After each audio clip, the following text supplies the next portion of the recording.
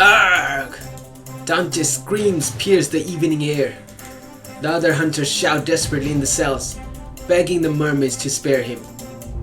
Without thinking, I tackle Cora to the ground, pulling her away from Dante. We tumble in the sand, and I do my best to pin her down. Let me kill him. Please, let me kill him. I remember his voice. He was there. He killed my parents. Lorelei rushes to Cora, kneeling beside her. Cora, my dear, don't let the anger consume you. Hunters are vile creatures, but it doesn't mean we should sink to their level. I need you with me. I need you to protect our kingdom. Cora gasps for breath, her body trembling with emotion. Slowly, she nods. Yes, my queen. Together, we drag Dante back into his cell. I know you're looking for something, and I can help you get it. Lorelei looks at him, her eyes cautious. What do you mean? Speak, human. I know how to get the pearl heart from that Audrey girl. What? How do you even know her? As hunter, you learn to stay ahead of your enemies. And you are my enemies, right? But now, I'm feeling generous. Release some of my friends, and I will tell you where the Audrey girl can be found. Lorelei's expression tells me that she's reading the situation very carefully. I'll think about it. We lock the cells, while Lorelei stays behind to negotiate with Dante. Right now, I need to check on Cora. What happened to Cora? Most likely something. I find her in her quarters, sitting on the bed, arms wrapped around herself. Cora doesn't seem to notice me. Then, without looking up, she speaks. I wanted to kill him. I really did. When I was a kid, a group of hunters attacked the island where I was born. Oh, she's gonna reveal her backstory now. I watched them kill my parents. I couldn't stop them. Last night, I dreamt about it again. Every single sound, every feeling. That's when I remembered. That laugh. It was Dante's laugh. He was one of the hunters who killed my family. I'll never forgive him for that. Cora pauses, waiting for me to talk. What should I tell her? It's alright not to forgive. You should learn to forgive, yeah. I can't even imagine what you've been through. But holding on to your anger will only stop you from moving forward. So, you're saying that I should forgive the man who murdered my parents? Easy for you to say. Try being in my situation. Let's see if you could forgive easily. You're right. I might feel another way if the same thing happened to me. I'm sorry if I sounded insensitive. I just wanted to help. Cora sighs and leans back, staring up at the ceiling. I know you saw me looking at that comb in the shop at Smuggler's Bay. So, you knew. You can't hide from a legionnaire, Onyx. I could smell you from across the market. Yeah, you couldn't smell the dust, what you call that thing? The thief, the hunter, and the tradesman who attacked you from the back. Yeah, you couldn't smell him, could ya? That comb. It reminded me of the one my mother used to have. I wanted to buy it, but I needed to focus on the auction. Maybe I'll go backwards someday. Or maybe not. Who knows? Yes, now I remember. She couldn't smell the slave trader who was behind her and who hit her head, could she? And she praises herself as a legionnaire. Mother, father, I miss them so much. Her sobs break out, and I watch her crumble in tears. The air feels thick with her emotions, a blend of anger and sorrow. My instincts tell me to comfort her, but what if words aren't enough? Then, out of nowhere, a strange idea comes to me. A joke, perhaps. What if I make her laugh? Will it lighten her heart, even just a little? I look at Cora, wishing to see her smile again, and I believe that I can make it happen. What should I do? Try to make Cora laugh indeed. First, I clear my throat. I have a joke for you.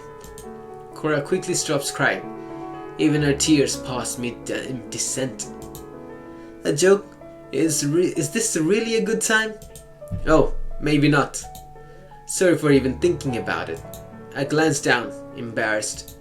Just as I try to change the subject, the words spill out anyway. What did one ocean say to the other ocean? Cora blinks, clearly surprised. The silence feels heavier than the sea itself. Oceans don't talk, and they certainly don't communicate with each other. When mermaids say the oceans speak to us, it's meant to be symbolic. Wow, even the mermaids don't care about the ocean. Harsh. But the act of talking the way we do, oceans can't do that. Hey, don't take it seriously. You were supposed to say, I don't know. What? Again, what did one ocean say to the other ocean? Cora rolls her eyes and finally lets out a sigh. Fine, I don't know. What? Nothing. They just wave. That's funny. For a moment, Cora squints her eyes, as if analyzing every word of the joke. I braced myself, thinking it was a terrible idea. Then, it happens. They wave? Ha ha ha! Cora bursts into laughter. Imagine my relief. They wave because the ocean has waves, and we wave? That's so stupid. Her laughter deepens, and she doubles over, her face turning red with joy. Wait, I've got another. Why was the mermaid suspicious? I don't know. Why? Because something fishy was going on. Stop it. I can't breathe. Wait, was that funny? Cora nearly falls off the bed as her laughter fills the room. But soon, the joy fades, giving way to sadness again. Her shoulders slump, and she takes a deep, shaky breath. Gathering my courage, I place a hand on her shoulder. At first, she stiffens, but after a while, she leans against me, resting her head on my shoulder. I don't really cry. I'm surprised my eyes even work that way. When I feel sad, I try to think of happy memories. Do you have any with your family? Oh, I have lots of them. One time, we went pearl hunting, just me and my parents. Then, we stumbled upon a cave full of clams. The clams were happy to give us their pearls, but only if we sang for them. So, you sang for the clams? We sure did. The clams loved it and showered us with pearls. I'll never forget that day. Hey, you're right. I feel better already. See? Told you it works. Who would have thought the human has some great ideas in that brain of his? Cora gives me a playful show. But don't think you're off the hook for those awful jokes. You mean the jokes that made you laugh?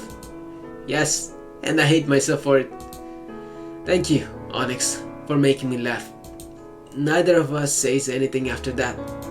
Her head stays on my shoulder, and I hold her just a bit tighter. The peaceful moment is ours alone. We both feel it in our hearts. Moving on. Days later, Lorelei has made a surprising decision. We stand on the shore, watching a few hunters row away from the island. As agreed, I have released a few of your nasty friends. But you, Dante, you will stay right here. Let's just say that I'm growing fond of you. Fond enough to eat. Dante leans against the bars, smirking like he's in control. Smart move, Your Majesty. I knew you would come around. This is a mistake, my queen. We shouldn't trust him. I know it's a risk, but he knows where we can find Audrey. Yeah, Cora, listen to your queen. Shut up, you rat. Focus, Cora. This isn't about revenge. It's about the survival of our kingdom. Now please, Dante, tell us how to get the Pearl Heart. Well, since you said please, Audrey has returned to Gaius for the king's birthday. That's your best shot at the treasure. But tread lightly, my dear prince. Your father won't be happy to see you meddling with mermaids. If he finds out, well, let's just say your quest might end before it even begins. I will deal with my father. Just tell us everything we need to know. Oh, I've told you everything. The rest is up to you. Unless, of course, you would like me to come along and make things easier. Nice try. The deal was for information, not your freedom. I'll head back to Gaius and talk to Audrey. Give me one more chance to convince her. Lorelei looks at me with a hint of worry. If I didn't know you well, I would think you were planning to escape from us. But you're not going to disappear in Gaius and never show your face again, are you? No, my queen. As the heir of Literus, I implore you to trust me. Lorelei nods quickly. I trust you, my pet. Melodia shall go with you. Melodia? You mean the reckless mermaid? Cora, your job is to protect them. It's a nice break from, guarding the hunters. As you wish, your majesty. I apologize for my behavior. As for me, I'll stay here to observe my kingdom. My queen, I still think that releasing the other hunters was a bad idea. Trust me, dear. Things are under my control. Despite her queen's assurance, Cora still looks worried. What should I say? I understand why you're worried. Let's trust Lorelei. No, I understand why you're worried. Cora, I understand why you're worried. You're wondering why a hunter would help us. Especially since we will use the Pearl Heart to rebuild the kingdom. Cora breathes a sigh of relief. So, it's not just me. Something does feel wrong. Why would a hunter set himself up for failure? It doesn't make sense. Hey, you're not the only fish in the sea. There are many more mermaid kingdoms. If you manage to protect yours with the heart, we'll just move on to the next one. And when that day comes, we'll be ready to help the others. Lorelei walks over to Cora and gently squeezes her shoulders. Cora struggles to keep her calm. It's clear that she's trying to look strong. Better days are upon us, my dear. Once we have the Pearl Heart, no hunter will stand in our way. As if there will always be hunters. After days of swimming, we finally reached the kingdom of Gaius. Wait, they swam all the way here? Didn't take a boat? Wow. Hey, it's the prince. He's returned. Oh wow, Onyx is famous. And he's got Melodia with him. The streets erupt in celebration.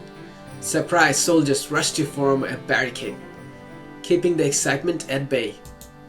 I should be happy that I'm finally back home. Instead, I feel nothing but anxiety. I'm not here to enjoy the familiar sights and sounds. I'm here on a mission to save the Mermaid Kingdom.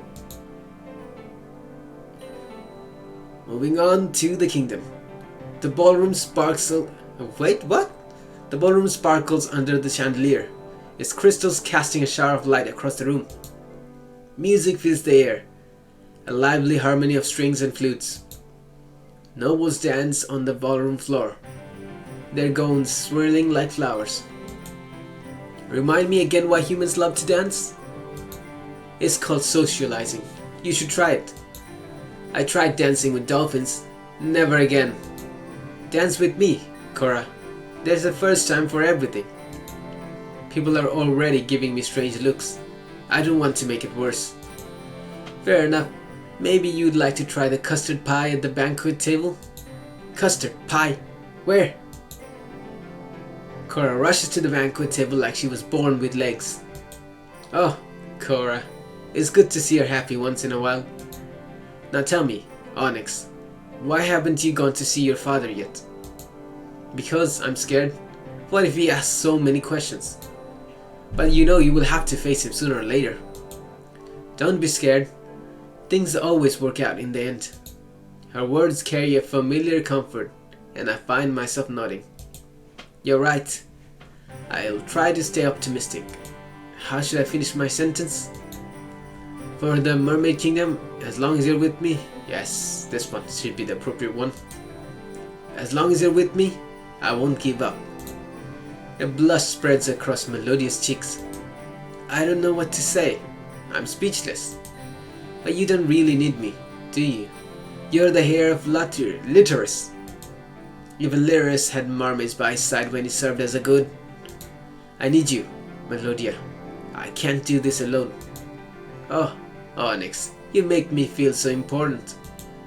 Melodia giggles and gives me a playful show. I can't believe I'm friends with the Prince of Gaius and the heir of Literus. Soon we hear voices. calling her name, townsfolk eager to catch up with her. I guess we'd better mingle with the guests. See you later, Onyx. With a smile, she drifts into the crowd, talking to the nobles with her usual sweetness. Then she begins to dance to the music, her feet gliding across the marble floor. Her joyful smile is something I haven't seen in a long time. Before I realize it, my feet carry me through the crowd of dancing nobles. Nice of you to join. I knew you would come to dance with us. Oh, no, I wasn't. If you don't want to dance, then what are you doing here? I don't know. Maybe I just wanted to watch you? Oh, you silly. Ballrooms are for dancing, not watching. Come on, Prince Onyx. When was the last time we danced? Melody is right. It's been far too long. Passing up this opportunity would feel like a huge mistake.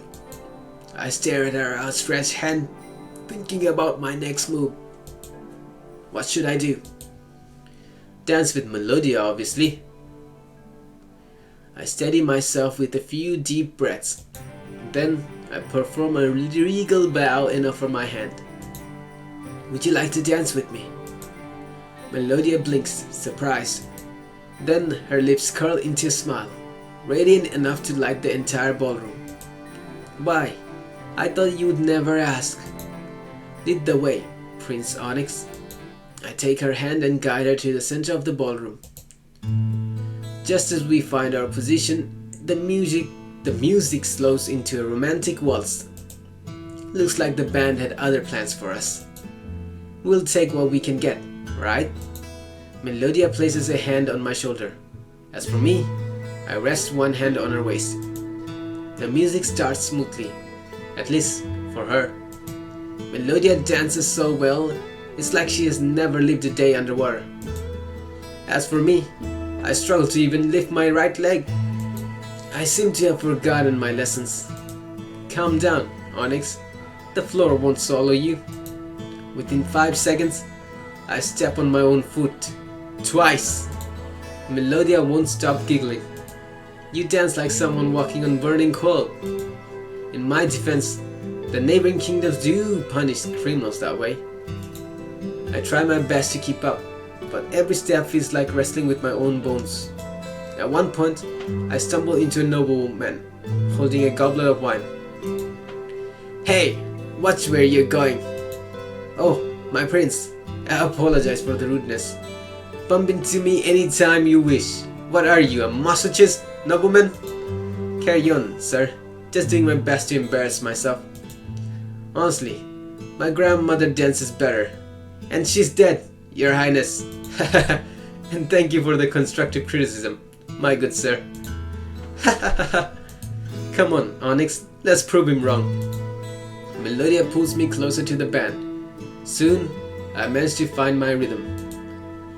As I let go of my inhibitions, the dance finally becomes enjoyable. See, I knew you had it in you.